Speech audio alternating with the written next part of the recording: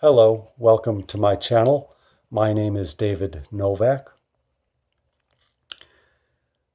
Starting yesterday, I began to read Memoirs of Hadrian. I hadn't finished the last book yet, but I just needed a break from it, so I didn't get very far. And then, as of today, I have only finished the first chapter, which is very scant, maybe 27 pages. The further chapters in the book will be much longer than that. And I thought that I would read a snippet from what I have read. Actually, I'm going to read the second paragraph and a sentence from the third paragraph, which I found enjoyable. This won't spoil anything for you, but let me set the scene a little bit. The Emperor Hadrian has been to see the doctor. Excuse me. He is dying. He knows he is dying. This is not a sudden shock or revelation.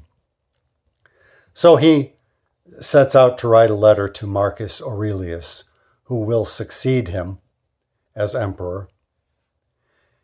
He intends just to convey information about the doctor visit, but this will morph into a project to give an accounting of his whole life, sort of a true autobiography as opposed to the official biography which has recently been compiled for him.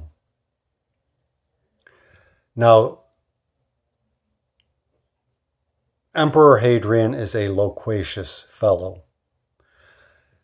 If you've read writers of the time, they are usually more succinct than that, more to the point. He's a bit of a windbag.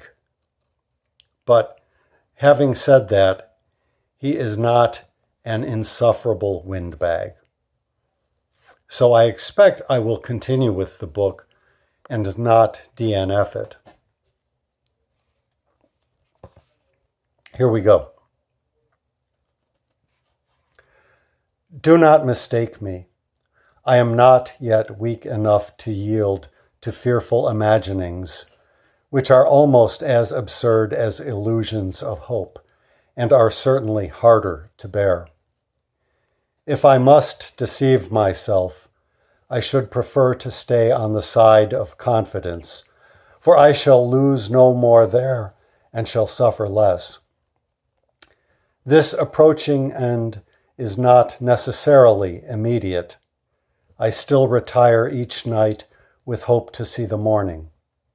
Within those absolute limits of which I was just now speaking, I can defend my position step by step, and even regain a few inches of lost ground. I have nevertheless reached the age where life, for every man, is accepted defeat.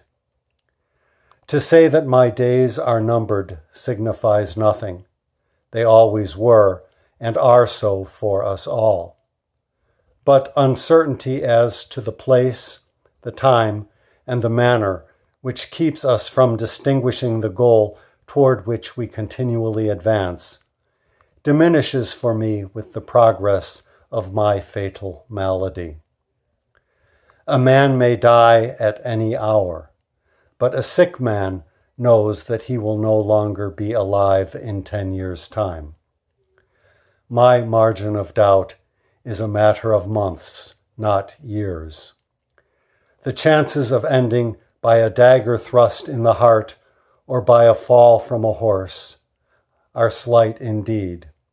Plague seems unlikely, and leprosy or cancer appear definitely left behind. I no longer run the risk of falling on the frontiers, struck down by a Caledonian axe, or pierced by an arrow of the Parths. Storms and tempests have failed to seize the occasions offered, and the soothsayer who told me that I should not drown seems to have been right. I shall die at Tiber or in Rome or in Naples at the farthest, and a moment's suffocation will settle the matter.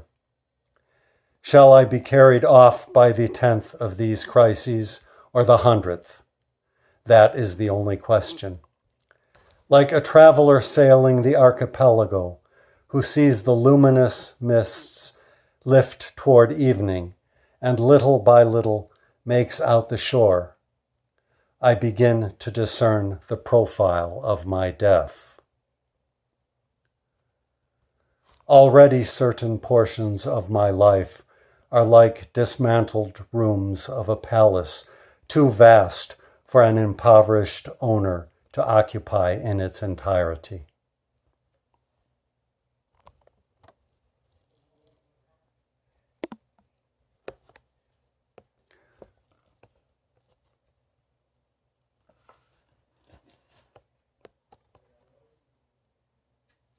I'm looking forward to this book, even though, in terms of its verisimilitude, I suspect it is probably going to be fairly anachronistic. It will not capture the times, say, as genuinely as George Eliot's Romola did the times in Florence that she wrote. Eliot is a hard standard to live up to, regardless.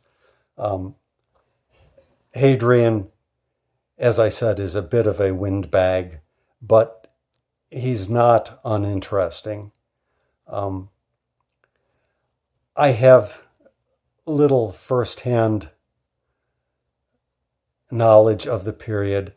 Years ago, however, I read the Meditations of Marcus Aurelius, and I followed that by reading the Loeb Library editions of the letters of Fronto to Marcus Aurelius.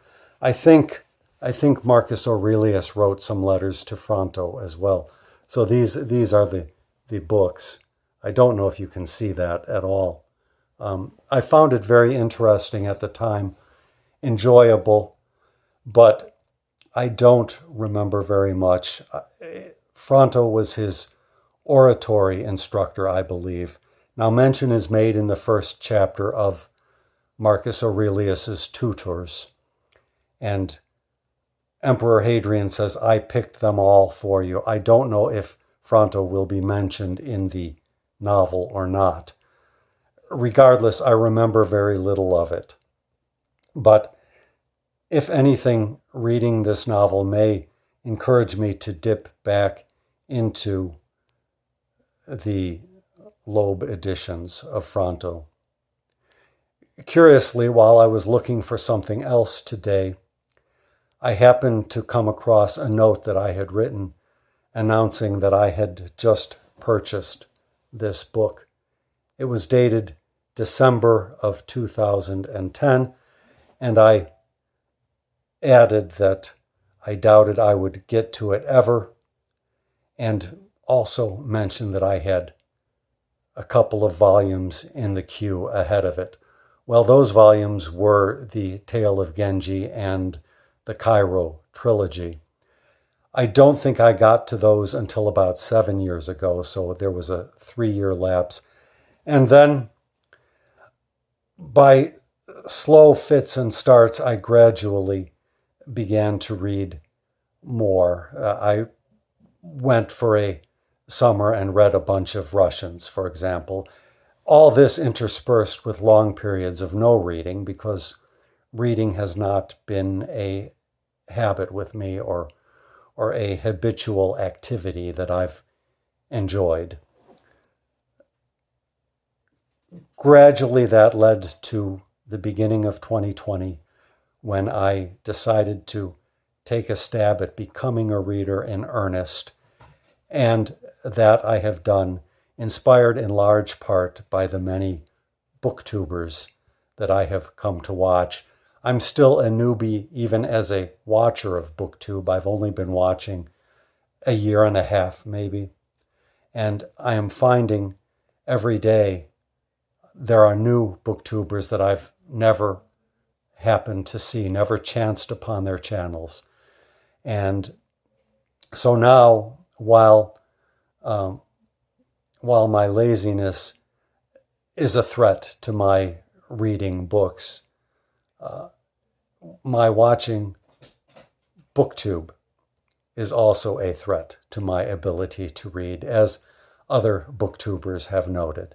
Anyhow, thank you for stopping by. I just wanted to read that chapter, and then I've gone on myself as a bit of a windbag. Thank you again.